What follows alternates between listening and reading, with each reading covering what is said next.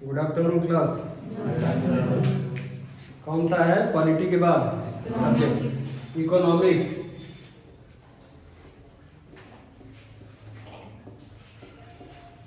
हिंदी में क्या बोलते हैं इकोनॉमिक्स को? अर्थशास्त्र।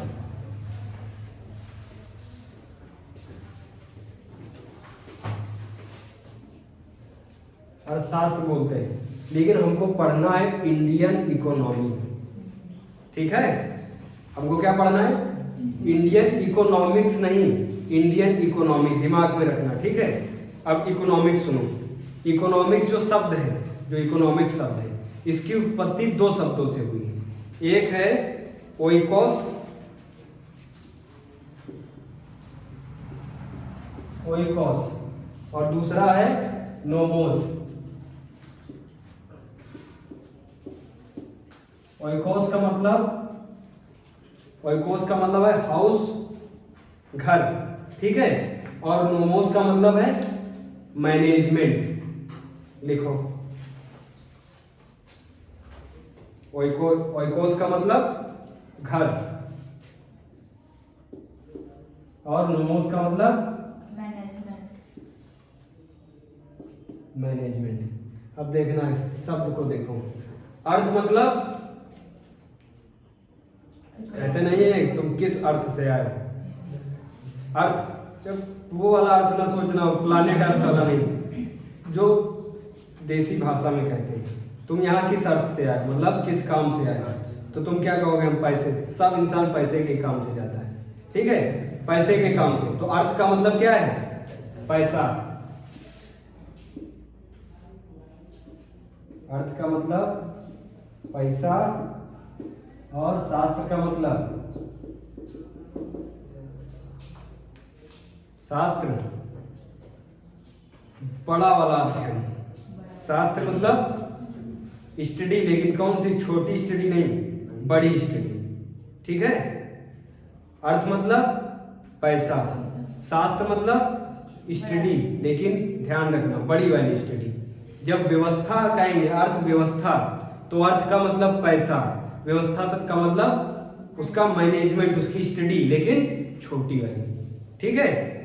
आया इतना समझ में? ओइकोस का मतलब घर और नोमोस का मतलब मैनेजमेंट। तो इसका देखो क्या हुआ, घर का मैनेजमेंट। आया समझ में? घर का मैनेजमेंट। अगर घर की जगह पे भारत रख दे, यहां पे घर का मतलब समझ रहे हो? तुम्हारे घर से नहीं है, यहां पे घर का मतलब है ये वाला घर।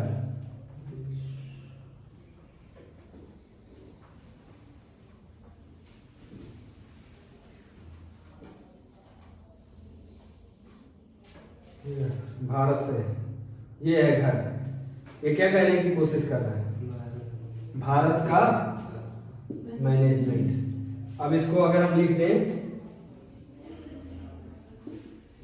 इंडियन इकोनॉमिक्स, तो समझ में आ रहा है? ठीक है। अगर इसको हम लिखते हैं इंडियन इकोनॉमी, इकोनॉमिक्स अलग है, इकोनॉमी अलग है, ठीक है। तुम जब भी पढ़ोगे तो इकोनॉमिक्स और इकोनॉमी में हमेशा कंफ्यूजन होगी, ठीक है। अभी हम दोनों का अंतर बता रहे हैं। अब बताओ, यहाँ पे ओइकोस का मतलब घर, लेकिन यहाँ पे तुम अपना भी घर रख सकते हो। घर में मैनेजमेंट होता है, कितना कमा के ला रहा है, एक महीने में सैलरी तुम्हारी 10,000 है, कितना खर्चा है? 8,000 रुपया खर्चा हो गया, सब कुछ मिला के 8,000 रुपया खर्चा, पढ़ाई वढ़ाई, इलाज सब मिला के, कपड़े लाए, जूते लाए, सब लाके कितना? 10,000 में से खर्चा हो गया, 8,000 खर्चा हो गया, माइनस हो गया, तो कितना बचा? 2,000 बचा। तो इस पूरी स्टडी को तुम क्या कहोगे? अपने घर की स्टडी कहोगे। हमारे घर की आर्थिक स्टडी है ये। घर की क्या हुई? आर्थिक स्टडी। अब बताओ, यहाँ पे कहीं पे कंफ्यूजन हो रही? यहाँ पे भी तो वही कह रहा, ओइकोस मतलब घर और नोमोस मतलब मैनेजमेंट। घर का मैनेजमेंट करते हो। मान लो कोई 20,000 रुपया सैलरी पाता है, ठीक है, तो 20,000 जैसे खर्चे करता है। जो 20,000 पाता हो, 20,000 जैसे उसके खर्चे होते हैं। जो 4,000 रुपया सैलरी पाता है, वो 20,000 जैसे खर्चे कर पाएगा?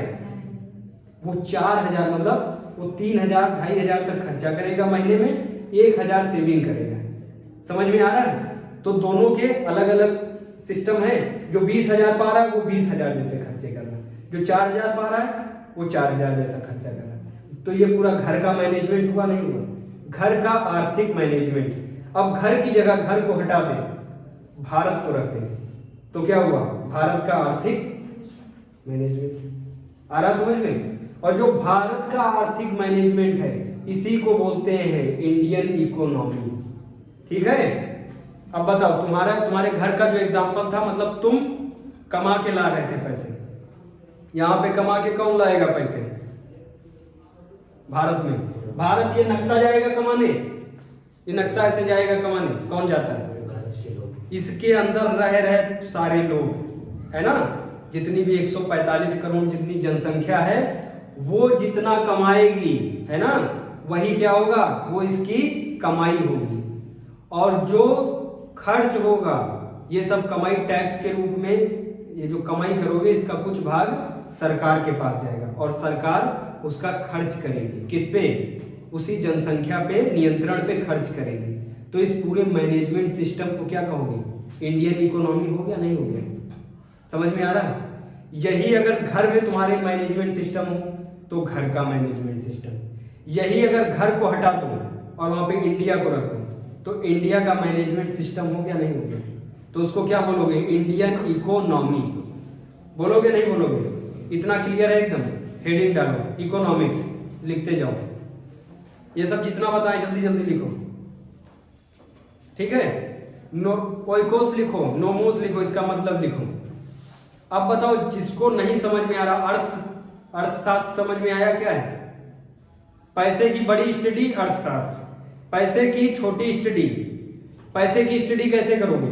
पैसा कहां से आया और कहां खर्च हुआ? पैसा कहां से आया, कहां खर्च हुआ, यही तो व्यवस्था होती है। अरे भैया, तुम किसी की पर्स मार दिए, चोरी कर लिए, थोड़ा बहुत कमाए और उसके बाद कहीं खर्च किया, इस पूरे को तुम जब लिखोगे तो इसको क्या कहोगे? अरे तुम कहां से पैसा लाए हो और कहां खर्च कर रहे हो, इन दोनों को लिख दो। जो इंटेलिजेंट होते हैं वो हर काम लिख के करते हैं, है ना? हवाबाजी में कोई काम नहीं करते। इनको लिख दोगे तो उसकी हेडिंग क्या करोगे? हेडिंग क्या दोगे? हमारी इकोनॉमी। तुम 10 रुपया चुराए हो और 20 रुपया किसी से मांगे हैं, हो गए कितने? 30 रुपया है। और होटल पे जाके तुम 20 रुपया खर्च कर दिया, बचा कितना? 10 रुपया। इन सबको एक डायरी में लिखो, ऐसे डायरी में, उसमें डालो 10 रुपया चुराए हैं, 20 रुपया मांगे हैं, ठीक है? होटल में गए और खर्च किया कितना? 20, बचा 10। इसको पूरे को क्या कहोगे? हमारी इकोनॉमी, माई इकोनॉमी। अब सोचना, तुम घर के लिए काम कर रहे हो। अब घर में 4 लोग हो, 4 भाई हो, 4 भाई कमा के लाए 10-10 हजार रुपए, कितना हो गया? 40,000 रुपया, ठीक है? और तुम्हारे घर में खर्चा हो गया, घर खरीद लिए और कमरा उमरा बनवा दिए, मेडिकल में खर्च हो गया, पढ़ाई में खर्च हो गया। 4 भाई कितना लाए थे? 40,000 रुपया लाए थे और खर्च हो गया 20,000 रुपया, ठीक है? 20,000 खर्च हो गया तो बचा कितना? 20। अब बताओ, इसको अगर हम लिख दें कि 4 भाई, जैसे एक डायरी बनाए और उसमें लिख दें हम 4 भाई 40,000 रुपया कमाए और खर्च कितना हो गया? 20,000 रुपया, तो बताओ इसको क्या कहेंगे? घर की इकोनॉमी, घर की आर्थिक व्यवस्था कहेंगे। अब यही एग्जांपल और ऊपर ऊपर। अब ये पूरा भारत है और इसमें 145 करोड़ जनसंख्या, 145 करोड़ जनसंख्या कमा के लाई है $3 ट्रिलियन। 3 ट्रिलियन डॉलर कमाई है और उसमें से खर्च हो गया $2 ट्रिलियन, $2.5 ट्रिलियन। बचा कितना? ये 3 ट्रिलियन कमाई और 2 ट्रिलियन खर्च, बचा कितना? 1 ट्रिलियन। इसको एक डाटा बना ले, एक बुक में लिख ले, तो ये क्या हो जाएगा? भारत की इकोनॉमी। कोई दिक्कत है किसी को? ठीक है, यहां तक आया समझ में? अब लिखो, फादर ऑफ इकोनॉमिक्स किसको कहते हैं? परिभाषा सबको आई हो समझ में तभी बताना, ना आई हो फिर रिपीट करते। सबको वही समझ में, तुमको सबको सब ठीक है। अब बताओ फादर ऑफ इकोनॉमिक्स, अर्थशास्त्र के पिता किसको कहते हैं? Adam Smith.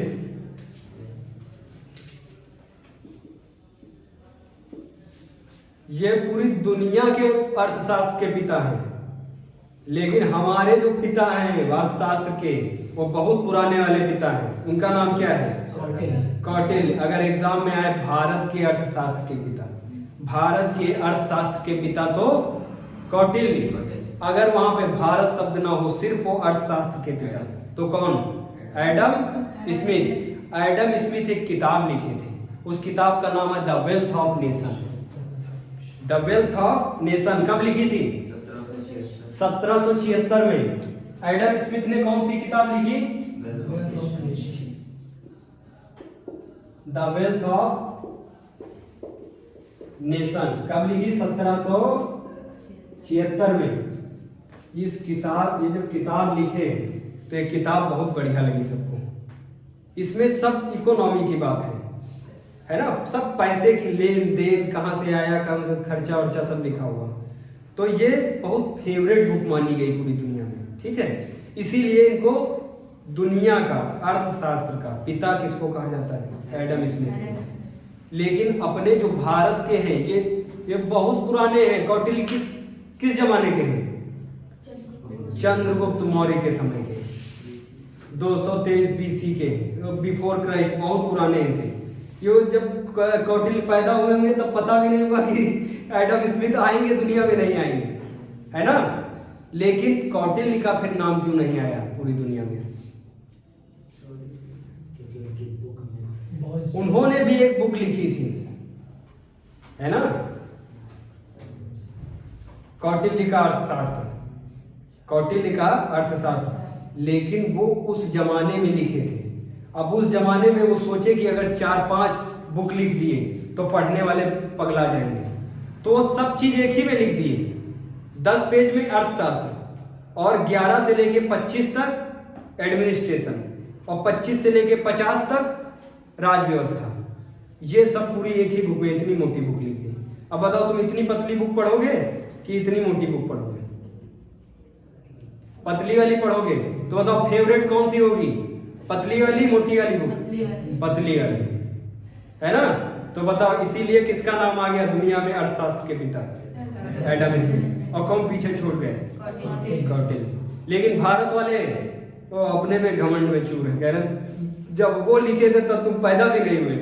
तो इसलिए हमारे जो हैं अर्थशास्त्र के पिता वो कौन है? कौटिल्य। लेकिन दुनिया किसको मानती है अर्थशास्त्र के पिता? Adam Smith. लिखो कौटिल्य को और किस नाम से जाना जाता है? चाणक्य के नाम से, ठीक है। ये बुक कौन से लिखे थे? कौटिल्य का अर्थशास्त्र। इनकी बुक का ही नाम था कौटिल्य का अर्थशास्त्र। देखो बुक का नाम है अर्थशास्त्र, लेकिन फेमस नहीं हो पाई, ठीक है, क्योंकि उसमें सब इतनी मोटी बुक है। समझ में आ रहा है? अब अर्थशास्त्र लिखो, हेडिंग डालो अर्थशास्त्र। अर्थ मतलब धन और शास्त्र मतलब अध्ययन। तो क्या हुआ टोटल? धन का अध्ययन, ठीक है।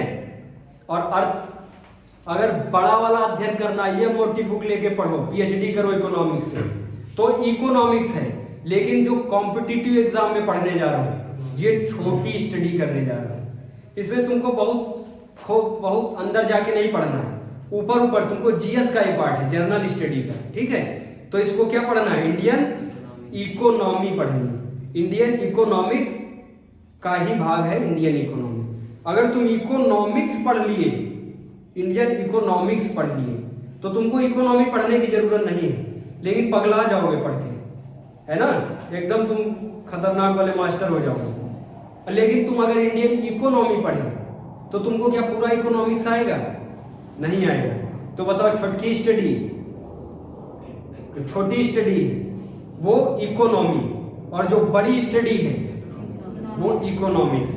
इकोनॉमी डालो परिभाषा, इकोनॉमी डालना,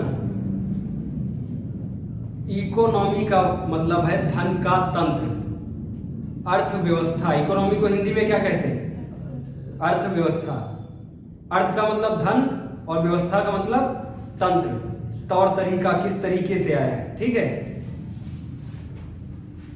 जिसपे हम इस इकोनॉमी पे हम क्या अप्लाई करते हैं? इकोनॉमिक्स अप्लाई कर लेते हैं, क्योंकि वो बड़ा है। बड़ा पार्ट क्या है? इकोनॉमिक्स। ठीक है, समझ में आ रहा है? यहाँ अर्थशास्त्र के सिद्धांत लगते हैं। कहाँ पे अर्थशास्त्र के सिद्धांत लगते हैं? इकोनॉमी में अर्थशास्त्र के कुछ सिद्धांत लगेंगे। समझ में आ रहा है? एकदम। अरे तुमको सब छोड़ो, सब बवाल है। तो ये याद रखो, बड़ी स्टडी अगर करनी तो इकोनॉमिक्स, और छोटी स्टडी करनी तो इकोनॉमी। ठीक है, बस खत्म काम। अब उसमें लिखो, इकोनॉमिक्स में दो ऐसे ऐसे हाथ बनाओ और ऐसे मुड़ात बनाओ। ठीक है, एक तरफ लिखो माइक्रो, एक तरफ लिखो माइक्रो। माइक्रो छोटी अर्थव्यवस्था, छोटी अर्थव्यवस्था। छोटी अर्थव्यवस्था को क्या कहोगे? माइक्रो। माइक्रो मतलब इसको छोटी उसमें नहीं आएगा, उसमें व्यष्टि समष्टि आता है। व्यष्टि अर्थव्यवस्था मतलब माइक्रो।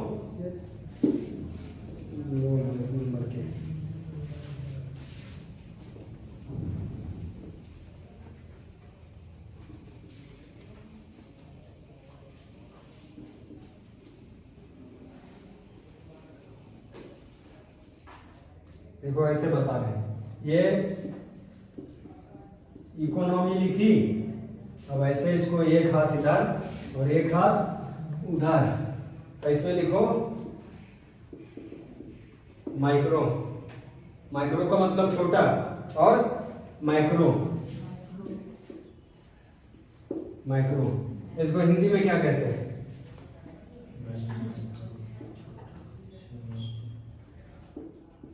पता नहीं स्पेलिंग से। व्यष्टि, और इसको समष्टि,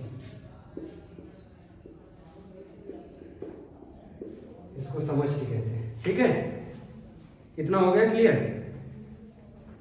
ये कौन सी अर्थव्यवस्था है? ये वाली, ये माइक्रो इकोनॉमिक छोटी अर्थव्यवस्था है। तो बताओ, घर की अर्थव्यवस्था छोटी अर्थव्यवस्था, भारत की अर्थव्यवस्था बड़ी। घर की अर्थव्यवस्था किस में आएगी? माइक्रो इकोनॉमिक्स में। और भारत की अर्थव्यवस्था किस में आएगी? माइक्रो इकोनॉमिक्स में। इतना आ रहा समझ में? दुकान की अर्थव्यवस्था माइक्रो, और भारत की अर्थव्यवस्था माइक्रो। एकदम क्लियर है? फैक्ट्री की अर्थव्यवस्था भारत की अर्थव्यवस्था एकदम क्लियर रहेगा? भूलोगे? भूलना नहीं, छोटे एग्जाम में सिर्फ ऐसे ही पूछता है। आराम से पूछेगा, आराम से टिक लगा देना 4 में से। ठीक है, अब इसमें जो माइक्रो इकोनॉमिक्स है, ये वाली, ये दुकानदार, घर, ये सब जो इकोनॉमिक्स है, इसमें सिद्धांत होते हैं। ठीक है, ये जो बड़े एग्जाम होते हैं, यूपीएससी सिविल सर्विस एग्जाम, समझते हो, आईएएस का एग्जाम, उसमें ये पूछा जा सकता है। वनडे एग्जाम के बस का नहीं है कि वो माइक्रो इकोनॉमिक्स में सिद्धांत पूछ ले। ठीक है, अब यूपीएससी जो पेपर होता है, यूपीएससी जो बनाता है पेपर, वो सिर्फ पूछ सकता है। सिद्धांत पहला लिखो, उपभोक्ता, उपभोक्ता व्यापार सिद्धांत, उपभोक्ता व्यापार सिद्धांत। इंग्लिश में कहते हैं consumer behaviour theory, consumer behaviour theory. इतना आया समझ में? ये डाले हेडिंग। इसमें देखते हैं, लिखते जाओ, इसमें देखते हैं उपभोक्ता को अधिकतम संतुष्टि कैसे कैसे मिलेगी, उपभोक्ता को अधिकतम संतुष्टि कैसे मिल सकती है, उपभोक्ता को अधिकतम संतुष्टि कैसे मिल सकती है। पहला सिद्धांत बताओ जरा, पहला सिद्धांत कौन सा है? लिखते जाए, देख लो, उपभोक्ता व्यापार सिद्धांत। ठीक है, इंग्लिश में कंज्यूमर बिहेवियर थ्योरी।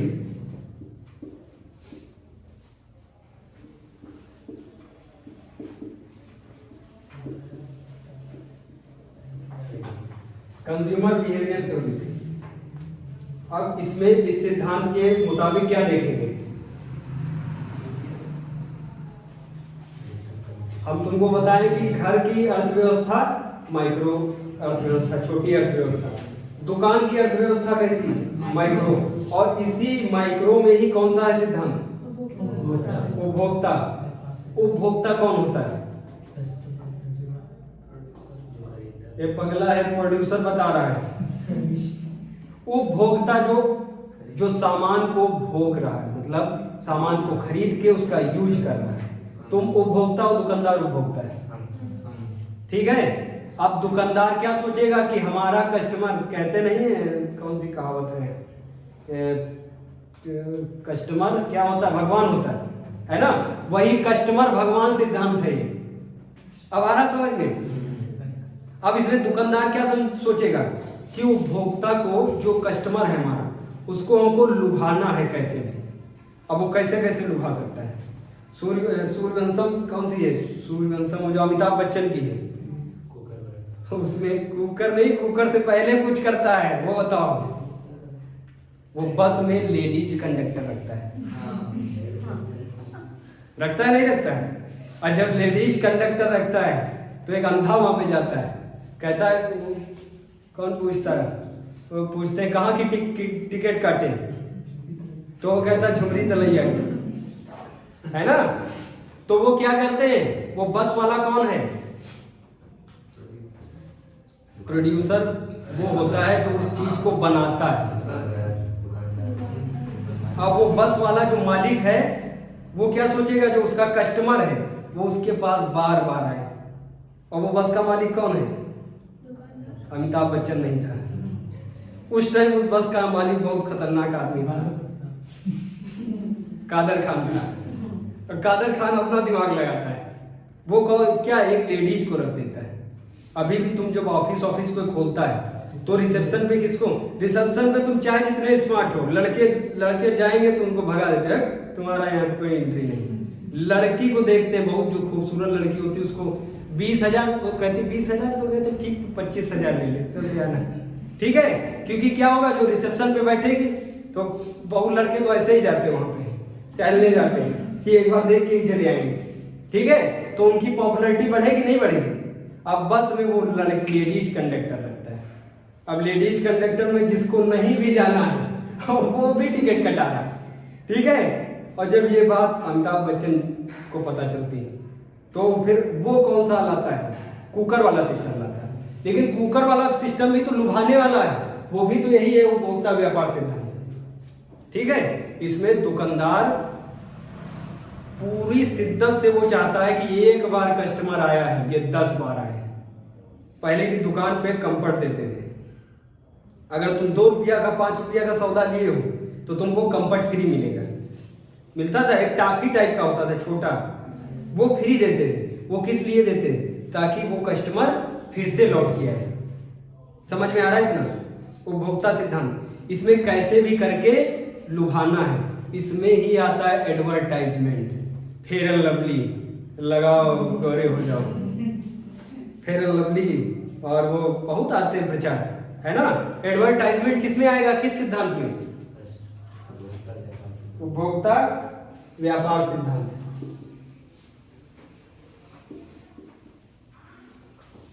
एडवर्टाइजमेंट, इसमें फेयर एंड लवली वाला प्रचार दिखाते हैं, है ना।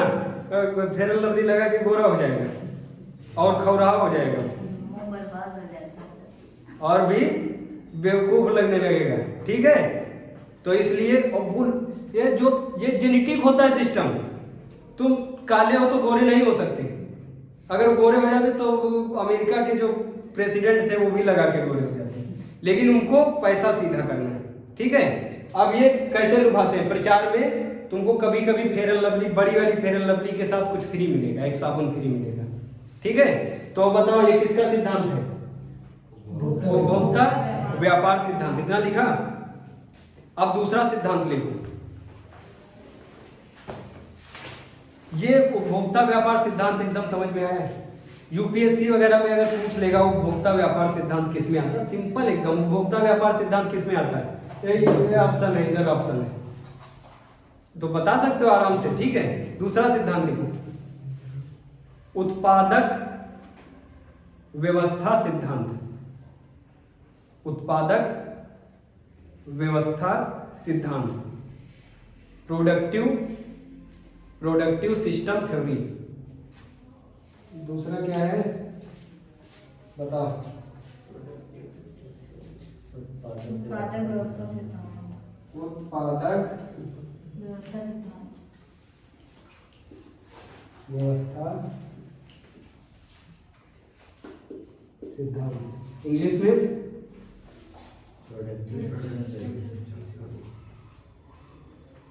प्रोडक्टिव सिस्टम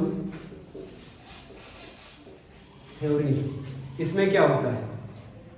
इसमें अध्ययन किया जाता है ना, कि कैसी वस्तु, इसमें अध्ययन किया जाता है कि कैसी वस्तु कस्टमर को प्रदान करनी है, ठीक है। अब मान लो कोलगेट मंजन लेके आए, कोलगेट मंजन किए, मुंह में सब छाले पड़ गए, ऐसा सही होगा ये? तो इस सिद्धांत में क्या देखा जाएगा? जो उत्पादक है, देखो ये लिखा हुआ उत्पादक, जो कोलगेट बनाएगा वो क्या देखेगा? व्यवस्था देखेगा उसकी, है ना, उसको देखेगा, उसका क्वालिटी उसकी देखेगा। अब मान लो तुम साबुन से लगाया, पूरी खाली उतर गई नीचे, ऐसा साबुन कोई खरीदेगा? तो इसलिए उत्पादक क्या देखता है? क्वालिटी देखता है, ठीक है। ये वाला समझ में आया? दूसरा लिखो। ये तीसरा, कीमत सिद्धांत। कीमत सिद्धांत, प्राइस थ्योरी।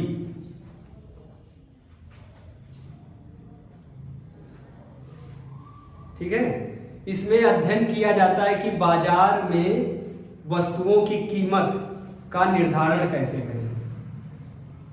बाजार में, इसमें अध्ययन किया जाता है कि बाजार में वस्तुओं की कीमत का निर्धारण कैसे करें। अब देखना, तुम सोचो, है प्रैक्टिकल, अपने आप में सोचा करो, ठीक है। अब मान लो कोलगेट, तुमको इतना बड़ा कोलगेट 10 रुपए का मिलता है। अब कोई इतना बड़ा दूसरा कोई ब्रांड ले आए, पतंजलि के चप्पल उप्पल भी लकड़ी के देखे हो फेसबुक पे, सब वायरल कर देते हैं।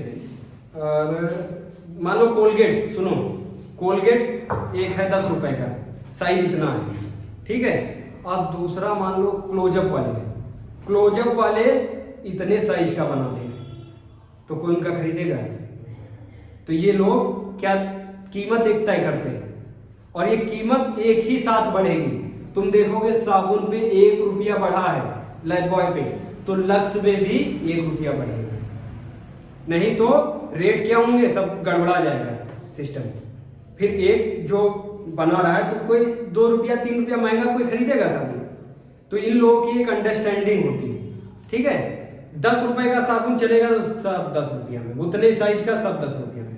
हाँ, थोड़ा बहुत उसको उसके साथ कुछ फ्री दे सकते हैं, एक शैम्पू फ्री, जिसमें उनका प्रोडक्ट ज्यादा चले। अब बताओ, जो एक लाइफबॉय के साथ एक शैम्पू फ्री दे रहे हैं, ये कौन सा सिद्धांत है? नाम बताओ। फर्स्ट ठीक है। लेकिन जो कीमत का निर्धारण कर रहे हैं, ये समझ में आ रहा, कीमत का निर्धारण कैसे होता है? कभी तुम उसमें जाओ, बाजार में जब जाओगे, बाजार में, तो वहां सब्जी के रेट लेना, तो हल्का फुल्का फ्लक्चुएशन होगा। मान लो वो बिल्कुल जाने सब बिक गया उसका, तो कहेगा अच्छा ठीक है बाबू, तुम 1 रुपया कम दे दो, टमाटर 7 रुपया में ले लो। लेकिन तुम पूरी मार्केट में घूमोगे, सब तुमको 8 रुपया में लगाए दिखाई पड़ेगी, क्योंकि उनका सबका एक बाजार की एक वैल्यू तय होती, कीमत तय होती। अब मान लो कहीं पे टमाटर 100 रुपया किलो, कहीं पे 2 रुपया किलो, सब गड़बड़ा गया मामला, गड़बड़ा जाएगा पूरा मार्केट, सब सिस्टम बदल जाएगा। इसीलिए कीमत का निर्धारण होता है, ठीक है। सिद्धांत समझ में आया? अब लिखो, यही 3 सिद्धांत है। अब लिखो मैक्रो, इधर वाला बड़का वाला, समष्टि अर्थव्यवस्था। इसमें क्या देखा जाता है? राष्ट्र की आय, स्टार लगाते हो, ये सब एग्जाम में आ जाएगा। जीडीपी किस में आता है? राष्ट्र की आय, नेशनल इनकम, राष्ट्रीय, अभी आगे पढ़ाएंगे नेशनल इनकम सब कुछ, GDP, GNP, factor cost, market cost, सब इतना लिखा। नेशनल इनकम किस में आएगी? ये इसमें आएगी। माइक्रो बोल रहे हैं या मैक्रो? माइक्रो, ठीक है, इतना आया। और जीडीपी, आप इधर हाथ करें तो बताना, ऐसे कपड़ी हिलाना, ज्यादा चिल्ला बल्ला ना करो। इधर बताओ, ये वाला, ठीक है। अब फिर और दूसरा बताओ, टैक्स कलेक्शन, ये वाला, ये वाला, ये वाला, हाँ ठीक है। इन्फ्लेशन, इन्फ्लेशन, इन्फ्लेशन अभी आगे पढ़ाएंगे तब समझ में आएगा, मुद्रास्फीति वगैरह। पूरे भारत में जो महंगाई बढ़ जाती है वो किस में आएगा? इसमें या इसमें? उसमें आएगा, ठीक है। और डिफ्लेशन, मंदी आ गई भारत में, इसमें आएगा, इसमें आएगा, हाँ ठीक है। और उसके बाद एम्प्लॉयमेंट, रोजगार, रोजगार बताओ, कंफ्यूज हो गया क्या? रोजगार, रोजगार तुम दोगे? रोजगार, जॉब, सबसे ज्यादा जॉब देता है कौन? गवर्नमेंट जॉब देगी ना। तो बताओ किस में आएगा? क्लियर है इतना एकदम? अब लिखो, हेडिंग डालो, अर्थव्यवस्था के प्रकार, अर्थव्यवस्था के प्रकार।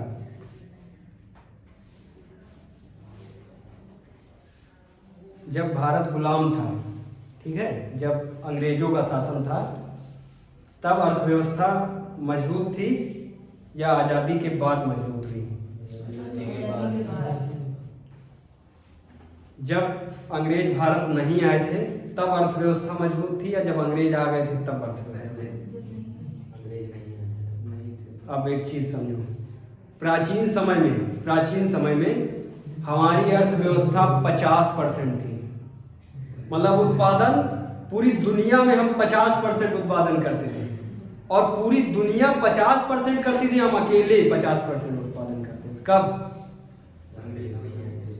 पागल, अंग्रेजों की नहीं, हम एंशिएंट टाइम की, प्राचीन समय की बता रहे हैं। फिर मध्यकालीन भारत में मुगल की एंट्री है, मुगल बता रहे हैं, मुस्लिम की एंट्री हुई। अब मुस्लिम भी तो विदेशी हैं, मुस्लिम जो आए थे आक्रमण किए थे वो भी तो विदेशी थे। अब बताओ, उनको इधर से कुछ लगा वगा होगा, वो सब घसीट घसीट के किधर ले जाना चाहिए? अपने घर। मतलब मोहम्मद गौरी हो, गजनबी हो, ये सब लूट मार करेंगे, और इनको ये फोकस है कि हम अपने भारत की अर्थव्यवस्था बढ़ाएं। इनको क्या मतलब है भारत की अर्थव्यवस्था डूब जाए चाहे जहां जाए, ठीक है, ये अपनी व्यवस्था बढ़िया करेंगे, ये भारत की अर्थव्यवस्था से कोई मतलब नहीं। तो बताओ, एंशिएंट टाइम में अर्थव्यवस्था जीडीपी कितना था? 50%। 50% का मतलब है कि उत्पादन, पूरी दुनिया में उत्पादन, पूरी दुनिया जो है वो उत्पादन करती थी 50%, और अकेले भारत कितना उत्पादन करता था? 50%। ये सब अमेरिका वाले 2%, 1%, ब्रिटेन 8%, चाइना 2%, 4%, और भारत कितना? 50%। लेकिन जब मध्यकालीन भारत आया, जब आक्रमण होने लगे, तब ये कितनी बची अर्थव्यवस्था? 50% से 33%, ठीक है। और जब अंग्रेज आए, अंग्रेज तो बहुत ही खतरनाक थे। उन्होंने हड्डी में होता है, मज्जा भरा होता है अंदर, बोन मैरो, उसमें जो रसा होता है उसको भी घसीट लिए। पहले खाल वाल कौन घसीट के ले गया? गजनबी, गौरी, सब जो अटैक हुए मुस्लिम अटैक, वो सब खाल वाल घसीट ले गए, थोड़ा बहुत मांस घसीट ले गए। और भारत में जितना मांस बचा था और जो हड्डी के अंदर जो मटेरियल बचा था उसको भी किसने निचोड़ बिल्कुल घसीट के ले गए? कौन? अंग्रेज। अब बताओ 33% से कितनी बचेगी? 2%। बताओ, देखो, 50, 33, 2, समझ में आ रहा है? हेडिंग डालो, अर्थव्यवस्था के प्रकार डाला। अब पहली है मतलब जब देश गुलामी में था, ठीक है, तब अर्थव्यवस्था बहुत चरमरा गई थी। फिर कब हमको आजादी मिली? 15 अगस्त। जब आजादी पूछा जाए तो उसको 15 अगस्त भी बताओ, क्योंकि 14 अगस्त को पाकिस्तान बनी थी, एक दिन पहले। हम कंफ्यूज हो जाएंगे, पाकिस्तान वाला तो नहीं बता रहे, तो इसलिए 15 अगस्त और 1947। 1947 में जब हम आजाद हो गए तब सब यहाँ के जितने मंत्री सब थे सब ताल वाल ठोकने लगे, अब हम बनाएंगे यहाँ की अर्थव्यवस्था, ठीक है। अब उनके पास दो विकल्प थे, एक तो वो अमेरिका की अर्थव्यवस्था अपनाते या फिर रूस की अर्थव्यवस्था अपनाते। अमेरिका में कैसी अर्थव्यवस्था थी? अमेरिका में वो तो पागल है, पूंजीवादी थी, ठीक है। अमेरिका की अर्थव्यवस्था कैसी थी? पूंजीवादी। जब देश आजाद हुआ तो देश को कुछ पता नहीं था, हम लोकतंत्र को हमने अपना लिया आराम से।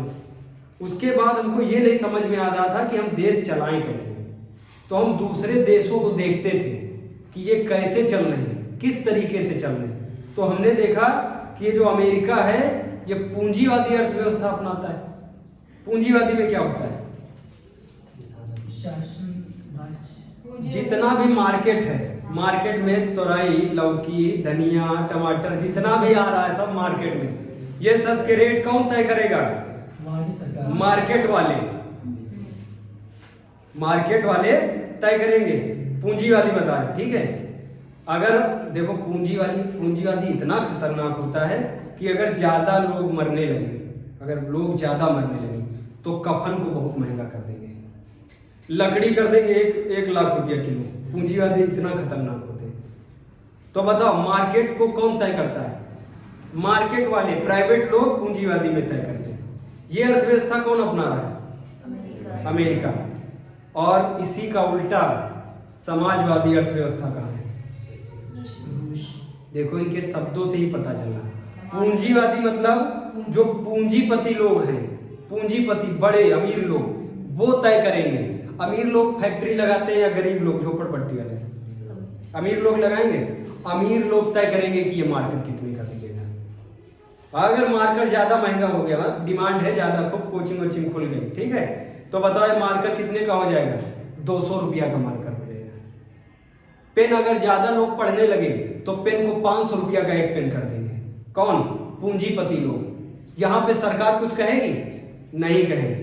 लेकिन समाजवादी जो अर्थव्यवस्था है उसमें अगर पेन सरकार तय करेगी, 1 रुपया का बेचो, ठीक है, कौन बताएगा? सरकार बताएगी। उसके नाम में ही है समाजवादी, समाज के हित के लिए काम करो। अब पता चला तुम खेती किए, टमाटर ले गए मंडी में, अब वहां तुम कह रहे हो हमको 100 रुपया किलो बेचना है, टमाटर की मंदी हो गई, टमाटर नहीं हुआ, बारिश हो गई। अरे जैसे किसानी बर्बाद हो जाती, बारिश हो जाती, तो बताओ कोई भी फसल खराब हो गई और तुम मार्केट में लेके गए तो वो फसल महंगी हो जाएगी? नहीं महंगी हो जाएगी। अब तुम कहोगे कि टमाटर हम 100 रुपया किलो बेचेंगे, तो बताओ रूस की गवर्नमेंट तुमको क्या कहेगी? तो उधर से एक आएगा बढ़िया लेके बेच लेके आएगा, घूम इधर 2-3 मारेगा पीछे और कहेगा कितने में बेचना टमाटर? 10 रुपया किलो। क्योंकि इतने में बेचोगे तो रूस की जनता टमाटर खा पाएगी। और यही अमेरिका में सोचो क्या होगा। अमेरिका में देखेगा टमाटर कम हो गया, टमाटर 500 रुपया किलो, कर देगा नहीं कर देगा? तो पहली हेडिंग डालो, पूंजीवादी अर्थव्यवस्था, कैपिटल इकोनॉमी इंग्लिश में कहते हैं। ये अमेरिका ने अपनाई थी, स्टार लगा। इसके अंतर्गत उत्पादन के क्षेत्र में पूंजीपतियों का अधिकार होता है। लिखो, उत्पादन के क्षेत्र में पूंजीपतियों का मतलब वो होता, वर्चस्व होता है। यहाँ पे रेट कौन तय करेगा? पूंजीपति। लिखते हैं, यूट्यूब वाले परेशान हो जाएंगे, वो कैसे लिखेंगे ऑनलाइन वाले।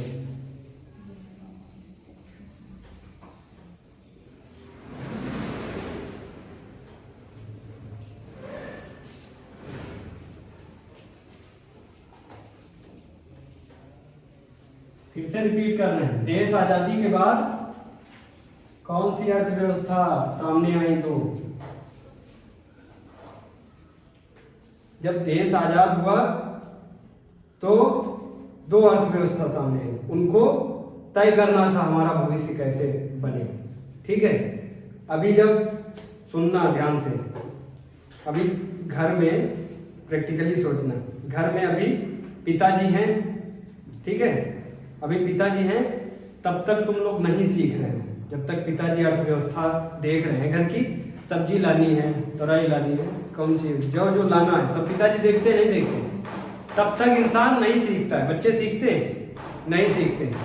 उसके बाद जब पिताजी गुजर जाते हैं तब उसको समझ में आता है कि तेल कितने रुपया में है, सब्जी कितने रुपया में है, समझ में आएगा। तब वो पगला जाएगा, तब पड़ोसी से पूछेगा, ए चाचा तुम्हारे वहाँ कैसे अर्थव्यवस्था सब संभालते हो, घर का सिस्टम? पूछेगा नहीं पूछेगा। एक लोग कह रहे हैं कि हमारे वहाँ सिस्टम हमारी बीवी संभालती है, और जो बीवी सिस्टम संभालेगी तो पूंजीपति वाली होगी, और अगर आदमी सिस्टम संभालेगा तो वो समाजवादी होगा। अब आ रहा प्रैक्टिकली समझ में। जब तक देश गुलाम था, हम लोगों को कुछ नॉलेज नहीं था, हमने लोकतांत्रिक देश बनाया, लोकतंत्र को अपनाया। अब लोकतंत्र में सब किताब के हिसाब से चलेगा, ठीक है। अब उसमें देखना है कि हमको आगे की अर्थव्यवस्था कैसे चलानी है।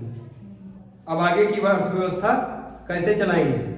अब उनको कुछ नॉलेज नहीं है, लिखा उखा कुछ नॉलेज नहीं है, तो दुनिया पे ऐसे देखेंगे कि ये पड़ोसी कौन, रूस, ये कैसे अर्थव्यवस्था चलाता है। फिर ऐसे सामने देखेंगे अमेरिका कैसे अर्थव्यवस्था चलाता है। अमेरिका ने कहा हम सब छोड़ दिए, सब अपनी जनता पे छोड़ दिए, जो अमीर लोग हैं उनसे कह दिए तो अपने हिसाब से चलाओ, ठीक है। तो उसको क्या कहेंगे? पूंजीपति अर्थव्यवस्था। और वो कौन सी अर्थव्यवस्था है? समाजवादी। उनसे पूछे पंडित जवाहरलाल नेहरू, कहे तुम कैसे चलाते हो अर्थव्यवस्था? उन्होंने कहा हम बिल्कुल स्ट्रिक्ट चलाते हैं, हमारे वहाँ रेट उनकी मर्जी से नहीं हो सकते, लोगों की मर्जी से रेट तय नहीं होते, हम जैसे बताते हैं वैसे रेट तय किए जाते हैं। अब आया एकदम समझ में? तो बताओ अर्थव्यवस्था के प्रकार सामने कितने आए?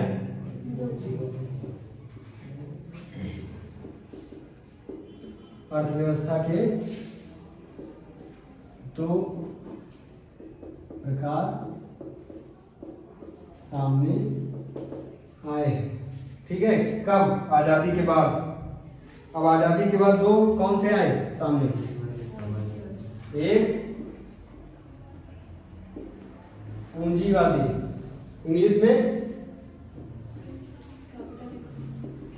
कैपिटल इकोनॉमी, और दूसरा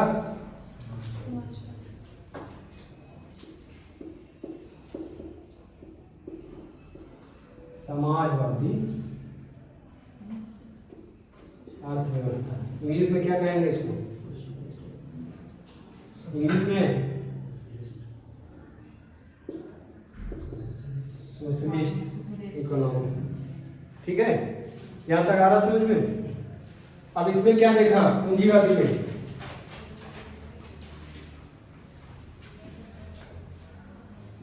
रेट का निर्धारण, मार्केट में रेट का निर्धारण कौन करेगा? ये पूंजीपति करेगा, अमीर लोग, ठीक है। आ रहा समझ में?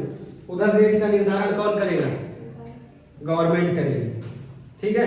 हेडिंग डाले हो पूंजीपति वाली, पूंजीपति हेडिंग डाले हो ना। पूंजीपति में कितना लिखा? उत्पादन के क्षेत्र में पूंजीपतियों का अधिकार होता है, ठीक है।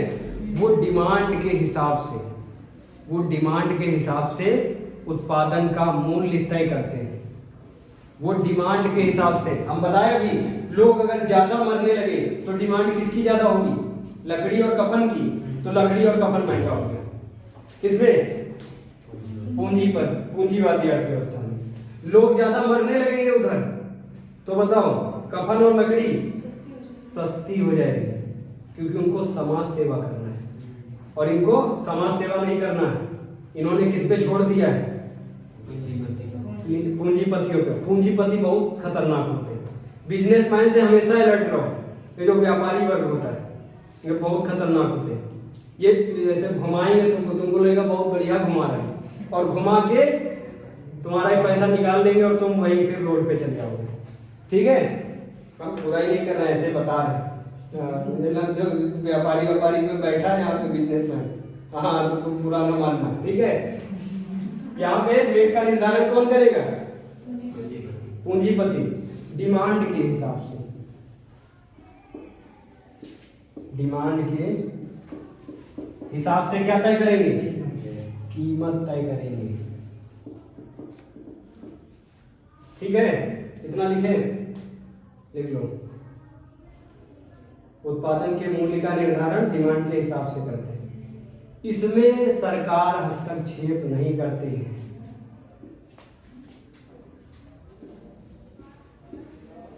इसमें सरकार हस्तक्षेप नहीं करती है।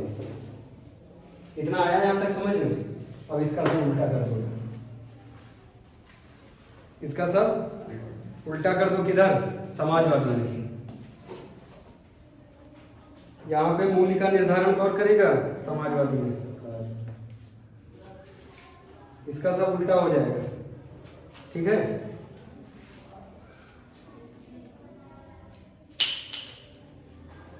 जल्दी जल्दी नोट करो।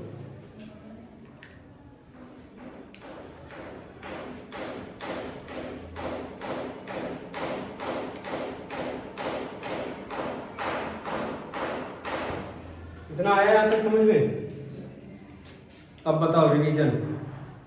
अर्थव्यवस्था का क्या मतलब होता है? सिंपल समझा करो, उतना ज्यादा खखोरा ना करो। चीजों को बहुत ज्यादा अंदर जाने की क्या जरूरत है? शब्द में ही आंसर ढूंढो। पहले शब्द में आंसर मिल जाता, अंदर के जाने की क्या जरूरत है? ये जो किताबें होती है इसमें इतना तगड़ा लिखते हैं, फिर ये हो के ये हुआ, इसकी ये परिभाषा है, बहुत सारे पॉइंट होते हैं। अर्थव्यवस्था का मतलब, अर्थ का मतलब धन, व्यवस्था का मतलब तंत्र, है ना? पैसा कहाँ से आया? चोरी किए हो, डाका डाले हो, जहां जहां से पैसा आया है, ठीक है, और उसके बाद चोरी किए, डाका डाले, कुछ इधर उधर लूट मार कर लिए, पर्स वर्स काट दिए किसी के, सब पैसा बनाए कितना? 1000 रुपया। 1000 में खर्चा कर दिए 900 रुपया, और ये सब लिख लिए, अब बचा कितना? 100 रुपया। तो बताइए तुम्हारी अर्थव्यवस्था हो गई। ऐसे ही अप्लाई कर दो घर पे, ऐसे ही अप्लाई कर दो भारत पे, हो गया सिंपल। अर्थशास्त्र के पिता, भारत के अर्थशास्त्र के पिता एडम स्मिथ कौन सी किताब लिखे थे? अब अपने भारत वाले कौटिल्य जी कौन सी लिखे थे? कौटिल्य का अर्थशास्त्र। यहाँ तक एकदम क्लियर है? एकदम, कहीं भी कोई दिक्कत? इसके कौन से 2 प्रकार?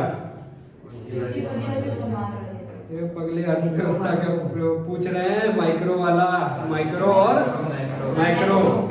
माइक्रो का मतलब, माइक्रो का मतलब छोटा, और माइक्रो उसमें देखो शब्द में ही छोटा और बड़ा है, उसमें क्या दिक्कत है?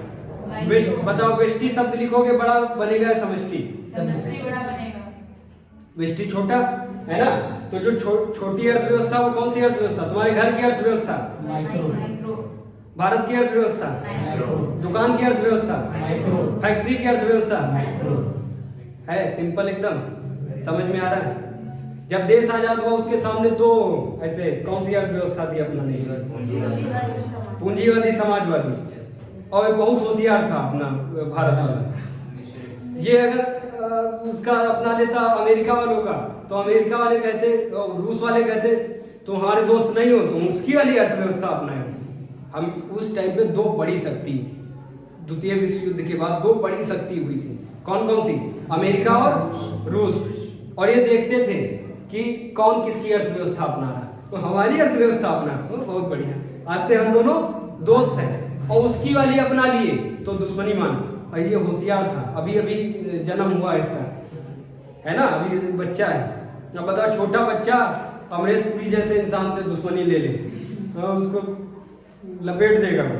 तो ये बहुत होशियार था, बिल्कुल प्री मैच्योर स्टेज में था। तो ये क्या करता है, ये आधी इसकी ले लेगा, आधी अर्थव्यवस्था इसकी। तो इन दोनों को मिक्स करके क्या कहेगा, मिश्रित अर्थव्यवस्था। इसमें होशियारी से क्या कहेगा, कहेगा तुम मार्केट में ज्यादा रेट में बेचोगे तो हम हस्तक्षेप करेंगे, ठीक है। अगर ठीक ये कहते हैं कि मार्केट का रेट देखो, मार्केट का रेट देखो, 10 रुपया में चल रहा, बेचो 10 रुपया में। लेकिन ऐसा नहीं कि तुम कहने लगे सबको भर दो, सबके कान में, सब जितने भी टमाटर वाले आए सबके कान में भर दो, 100 रुपया किलो बेच, और 100 रुपया किलो में हो जाए, तब हस्तक्षेप करेगी गवर्नमेंट, करेगी नहीं करेगी। लेकिन अगर मार्केट डिमांड एंड सप्लाई के हिसाब से सिस्टम है तो कोई दिक्कत नहीं, ठीक है। अगर कोई कोरोना में सब बहुत मरने लगे, अब मरने लगे वो ये मतलब कफन का कपड़ा 10,000 रुपया में कोई बेचेगा, तब गवर्नमेंट हस्तक्षेप करेगी। समझ में आ रहा है, एकदम क्लियर कर।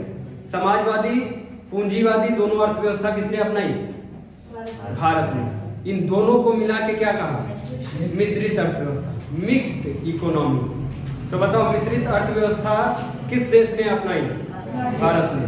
समाजवादी अर्थव्यवस्था कहाँ अपनाई गई, पूंजीवादी अर्थव्यवस्था, अमेरिका। दोनों को मिक्स किए कौन सी अर्थव्यवस्था निकाले, मिश्रित अर्थव्यवस्था। मिश्रित अर्थव्यवस्था में दोनों के काम हैं।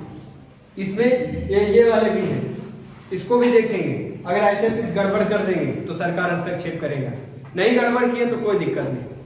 एकदम आ रहा समझ में, क्लियर, कोई दिक्कत, किसी को कोई दिक्कत, कहीं से भी कोई क्वेश्चन। अब कल यही सब्जेक्ट है। कल कौन सा है टाइम टेबल में, पॉलिटी इकोनॉमिक्स।